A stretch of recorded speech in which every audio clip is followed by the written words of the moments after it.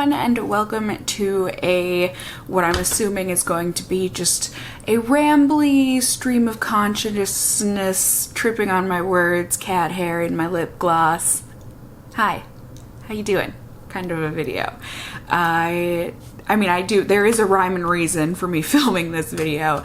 I just, as I said, I don't necessarily have a complete train of thought pathway kind of paved out or anything. I mean, the main idea of this video is Dermatillomania. Hey, when's the last time I did an update on this? It's been a long time, at least a year, because I think the last time I did any video specifically for Dermatillomania was in my old apartment, or my last apartment. So I'm gonna say it's been at least a year, probably closer to a year and a half, maybe 2 years.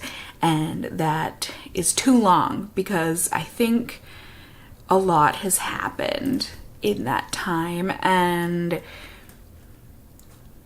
I think, well, I'll start off by saying I'm not in a great spot right now. I'm sure you can see a couple blemishes on my face. You're probably going to end up seeing, glimpses of my arms, which are not looking the greatest right now. But I'm also trying to keep in mind that, there are reasons. And also, can we, take a moment to reflect? Yes, do we remember maybe if you've watched me for a long time, or if you came to this video from that video? Either way, my first Dermatillomania video. Can we, Cassie, give yourself a side-by-side or something here. As much as your arms aren't looking the best, they're not looking fantastic, you've come a long way. Your shoulders, again, not fantastic right now. But we're getting somewhere, I guess, I always come back to this diagram that I think I've shared this with you guys before. One of my art teachers shared this with me in undergrad, where, you think that progress and success is just a straight line upwards, but in reality, it's like a squiggly line arrow. So there's always ups and downs and all arounds. And, you're only going up in your success path if you keep moving forward. So even if you're taking a step down, you're still going up. Does that make sense? You're learning, you're living, you're learning. And one thing that I certainly already knew about myself was that I guess a couple things. I really struggle with doing really great, with my mental health, with my physical health, with my all health, and that has me feeling great. My dermatillomania it's not non-existent, but I feel like I've got a really good hold on it, a good grasp on things, good control. And then all of a sudden, because it is such a deeply ingrained habit / comfort mechanism / reward / punishment. It's the good old memory card filling up. But yeah, dermatillomania is really ingrained in me. It's, probably my very first defense mechanism or comforting mechanism that I, as a human being, ever came up with, I didn't invent this mental illness, but you know what I mean. Some kids suck on their thumb, some kids grow emotional attachments, and they get separation anxiety. I'm sure there's many other comfort mechanisms that I just don't know about because I'm not a psychologist, and I guess I didn't realize. I really have never looked into it, but dermatillomania was mine. And, trying to break or get rid of a 30-year-long habit, this wasn't something I was doing as a newborn, I'm sure, but probably since I was 5 to 7 years old. Yeah, my very first memories involved dermatillomania, which is shouldn't it be a happy memory? But so at least 25 years probably. This is something that has been with me for a long time, so I want to be able to give myself credit that it's not something I'm going to be able to kick even in a year. You know, like, it will take time. It's like with weight loss. Like, how long did it take you to gain X amount of weight? Okay, it's probably going to take you at least that amount of time to lose that amount of weight and keep it off. If you're doing it in a healthy way anyways. So, you know, I would assume, no, this isn't like weight. What am I talking about? This will be with me the rest of my life. It will. And I hate that, because then it kind of gets me into that defeatist kind of mindset where it's like, well, if it's just going to be with me for the rest of my life, I may as well just give in and have it be full blown. But then I'm trying to remember, no, Cassie, no. We're trying to get out of the black and white patterns, you know? The world is so gray. You gotta let yourself, you gotta frame yourself in that grayness too, you know? Like, I feel pretty good about seeing the world in gray, but myself in black and white. Oh, how fitting, I'm wearing a black and white shirt today. But I have a hard time with that. I've always struggled with that. And, you know, when I was in therapy, definitely talked about that quite a bit. You know, why do I put myself under those kinds of standards, those impossible standards where either you're doing good or you're doing bad. There's no in between. That's not good. It's not good. But I'm getting there. And as I said, you know, even though I'm certainly going through a patch, I don't know when you guys are going to be seeing this, but the presidential election just happened here in the United States.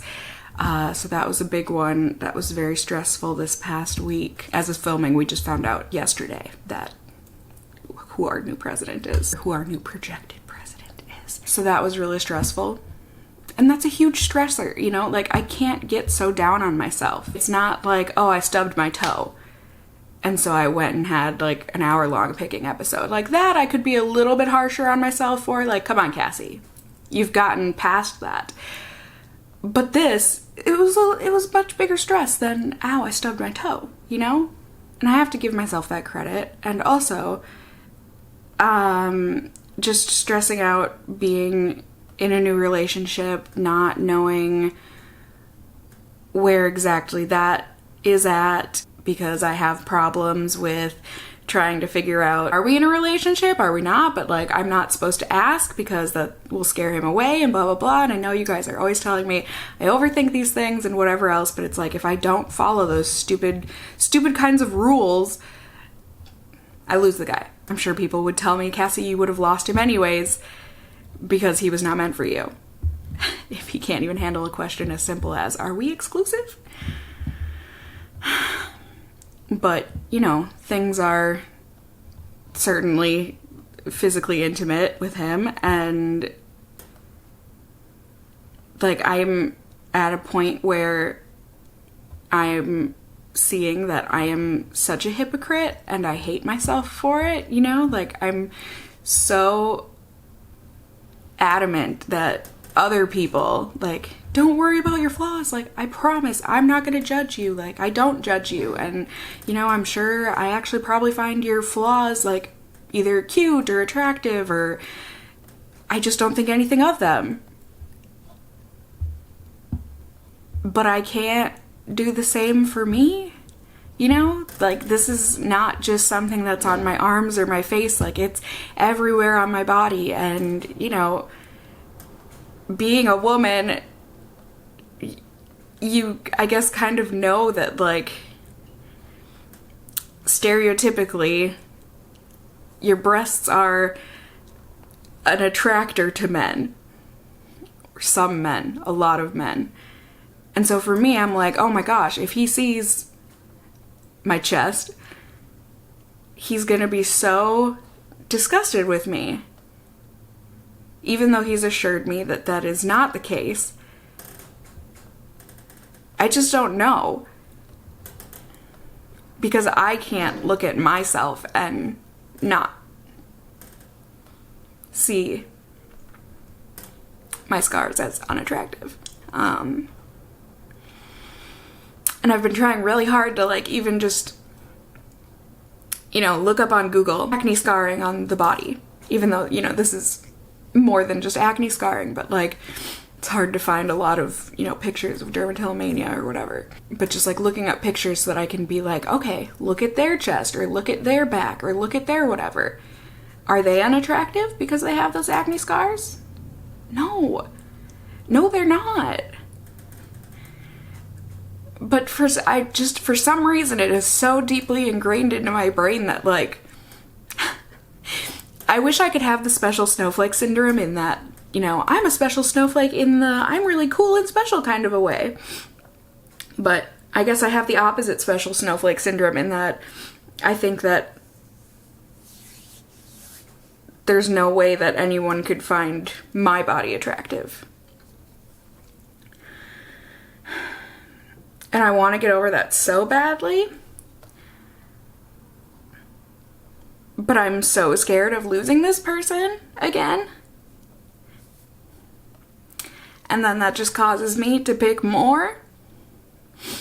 Because I spend my time, you know, looking over things, you know.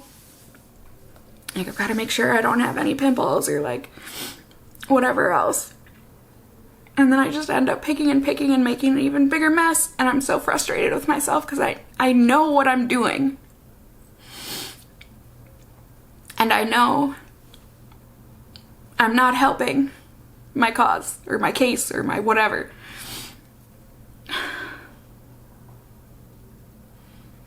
And I hate the feeling that I'm slipping back into bad habits or non-control. And I guess I just like feel stuck because I don't want to get into too much of a control mindset, because then that spreads into other areas of my life. And like I feel like I'm doing well with like eating healthier, but not to an extreme like I used to growing up.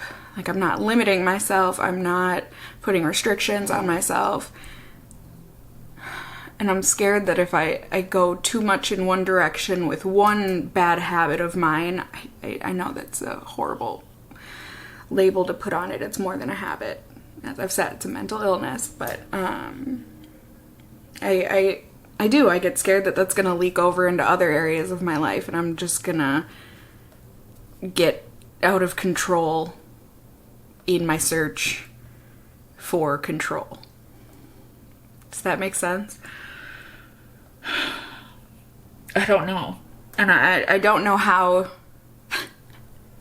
And like I feel bad making these kinds of videos because it's like I don't have this like hopeful message to leave you guys with, like, look at me, I'm doing so great and blah, I have all the answers. It's more like, look, I was doing so well and now I'm not. Cheers/tears. Yay! But at the same time, like, that's life. I've never wanted to put any kind of a fake filter on my videos here on YouTube, in the sense that I never wanted people to watch my videos and feel like their life is less than a YouTuber's. You know, like I'm thinking back in the days more like when my channel started growing and, you know, beauty videos where it was all like sparkly lights and camera filters and bright lights and happiness and cookies and cats and no, there have never been that many cats in the beauty community, have there? Just in my dreams. But, you know, I never wanted to put that kind of an impression out there that like everything is happiness and rainbows, and if you have sadness in your life, what's wrong with you?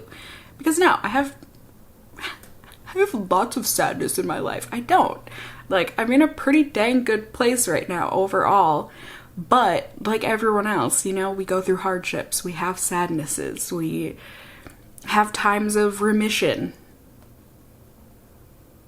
I don't think I'm using that word correctly. Regression. We regress. I think that was the word I'm looking for, actually.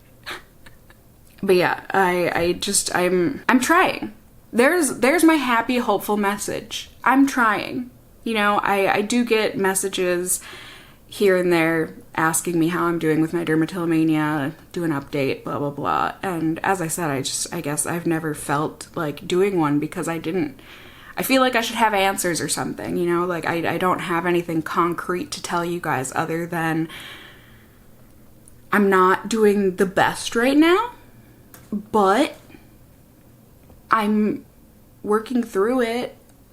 I'm trying anyways, and I'm trying to be mindful. I am trying to get out my good coping mechanisms, you know, get my fidgety cubes out and readily available for me to fidget with, and also try not to overthink relationships because I so thought that I was in the right place for, well, no I didn't. He came completely out of the blue to me. I was actually thinking about getting off of Bumble, and then he came back in my life and I'm just like, oh, I'm royally but I mean, whatever. I'm happy overall, but I'm also hating that I'm seeing how hypocritical I'm being. I can't know whether he's gonna find me hideous or not until I try, right? It's true. And if he does find me hideous, do I really want to be with that person anyways? I mean, yes, because I do like him. But I know the answer should be no, because I deserve to find someone that can value all of me, scars and all. And that includes myself. I deserve to be able to become that person for myself as well. I just know that I am not there in any way, shape, or form, but I'm working on it. I have good days. I do, where I can look in the mirror and not look at myself and say, ew. I mean, that's huge progress, even if it is just like once a week. That's great, honestly. So I'm getting there. I'm working on things. I hope you guys are all doing well. I mean, this 2020 has been stressful for everyone, I think. Yeah, I think we can come to that consensus. But we're pushing through. We can make it through it, and we can make it through it together.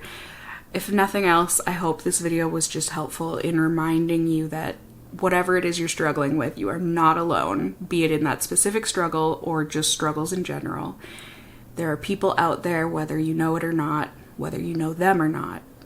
There are people out there that want to support you and want to see you succeed and be happy. And I can certainly say I'm one of those people. So let me know how you're doing in the comments below. I hope you guys are well, but don't feel bad if you're not and you want to share that you're not doing well. Hopefully other people can reach out to you and provide you with some form of comfort in just saying, got this, you know, you're not alone. And yeah, I think, you know, that's really about it. I hope this update was somehow helpful, enjoyable for you. If nothing else, you know, I think it's always cathartic. Is that the word? I think it's good for me to talk these things out. You know, I've got all this swirling around in my brain. It's good to get it out there in video form and then never watch it again. But I think it's good, you know, it's good for other people to be able to see, and as I said, see that they're not alone in struggles. So I'm gonna cut it at that. I'm not doing great, but I'm hanging in there, and I hope you all can, well, I don't hope you can say the same, because I hope you would say that you're doing great. You can understand. I love you guys. I hope you're doing well. And until next time, stay well until then. Bye.